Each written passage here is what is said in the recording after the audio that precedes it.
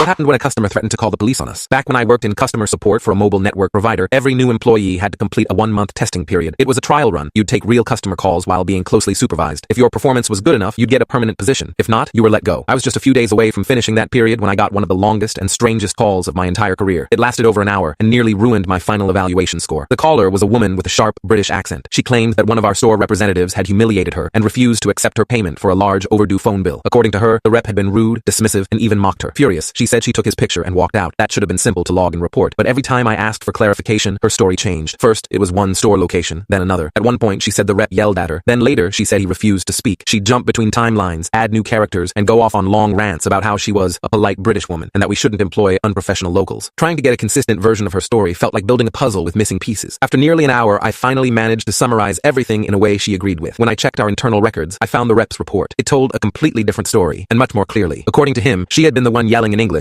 which he barely spoke, took his photo without permission, refused to pay her debt, and stormed out. I didn't mention that to her. Instead, I calmly explained that we couldn't make any changes to her account until her balance was cleared. She hesitated for a moment, then reluctantly gave me her card details and paid off the entire debt. I logged the report, forwarded it to my supervisor, and thought that was the end of it. A few days later, I passed my testing period and was transferred to the email support department, my dream spot. No calls, no time pressure, and far fewer dramatic customers. 2 weeks later, I opened my inbox and saw a name that instantly made me groan. It was her again. The email was a long, furious message retelling the same story, but now it had grown. She claimed that the rep had physically tried to stop her from leaving, that another employee had witnessed it, and that she'd been emotionally scarred by the encounter. At the end of her email, she made a list of demands: fire the representative, reimburse her for the money taken under false pretenses, offer a formal apology and compensation, have a senior manager call her personally, and she ended it with, if you do not comply, the police will get involved. Alright then, we got the police involved. While reviewing her file, I noticed something odd. The surname on her email address didn't match the name on her account. Then, when I checked the payment details, that name didn't match either. Curious, I passed it to our fraud team. They dug deeper and discovered that the name on her email was her real one. The rest, the name on the account, the card details, even her registered address, was fake. Turns out, she really was British, and she'd been living in Israel illegally for more than a year. She'd overstayed her visa, was using a false identity, and had a record of filing fake complaints to demand refunds from different companies. Ours was just her latest attempt. We immediately contacted the police, but they couldn't locate her because her registered address didn't exist. So, one of our managers came up with a plan. We sent her an email saying management had reviewed her complaint and wanted to offer an in-person apology and resolution at the same store. She eagerly agreed. A few days later, she walked into the store expecting an apology. The police were already waiting. Neither I nor the store rep were there that day, but we heard the officers confirmed her identity and quietly took her away. Later, we found out she'd been fined heavily for fraud and deported back to the UK. Afterward, the company introduced new procedures to catch mismatched names and suspicious activity early. My supervisor even thanked me for catching the first inconsistency that exposed her fake identity. It was strange. I hadn't done anything heroic. I just noticed a name didn't line up. But that small detail uncovered a months-long pattern of scams that had fooled multiple companies before ours. And the best part? The customer who swore the police would get involved got exactly what she asked for, just not in the way she expected.